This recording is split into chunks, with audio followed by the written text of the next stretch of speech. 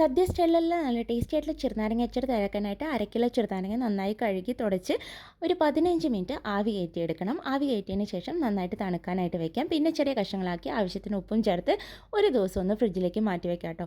അതിനുശേഷം ഒരു 3 table spoon നല്ലെണ്ണ ചൂടാക്കി 1/2 ടീസ്പൂൺ കടുക്, 1/2 ടീസ്പൂൺ ഉലുവ, ഒരു വറ്റൽമുളക് പൊട്ടിച്ചത്, അതേപോലെ തന്നെ കുറച്ച് ഇഞ്ചി, കുറച്ച് കറിവേപ്പില, കുറച്ച് വെളുത്തുള്ളി ചെറുതാക്കി അരിഞ്ഞത്, കുറച്ച് കാന്താരി മുളക് അല്ലെങ്കിൽ പച്ചമുളക് ചേർത്ത് ഒന്ന് ചൂടാക്കി എടുത്തതിന് ശേഷം ലോ ഫ്ലെയിമിൽ വെച്ചിട്ട് ഒരു 2 ടേബിൾ സ്പൂണോളം മുളക് പൊടി ചേർത്തിട്ട് നന്നായിട്ടൊന്ന് ഇളക്കി യോജിപ്പിക്കാം.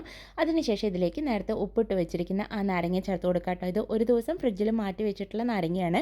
അതിനുശേഷം ഇതിലേക്ക് 1/2 ടീസ്പൂൺ ഉലുവ വറുത്ത് പൊടിച്ചതും 1/2 ടീസ്പൂൺ കായത്തിൻ്റെ പൊടിയും കൂടി ചേർത്ത് നന്നായിട്ടൊന്ന് ഇളക്കി യോജിപ്പിച്ച് കൊടുക്കണം. പിന്നെ ഇതിലേക്ക് ഒരു 3 ടേബിൾ സ്പൂൺ വിനാഗിരി കൂടി ചേർത്ത് യോജിപ്പിച്ചെടുക്കാം. ഈ ഒരു കൺസിസ്റ്റൻസി മതി എന്നുണ്ടെങ്കിൽ ഇപ്പോൾ തന്നെ നമുക്കിത് ഫ്ലെയിം ഓഫ് ചെയ്ത് മാറ്റി വയ്ക്കാം.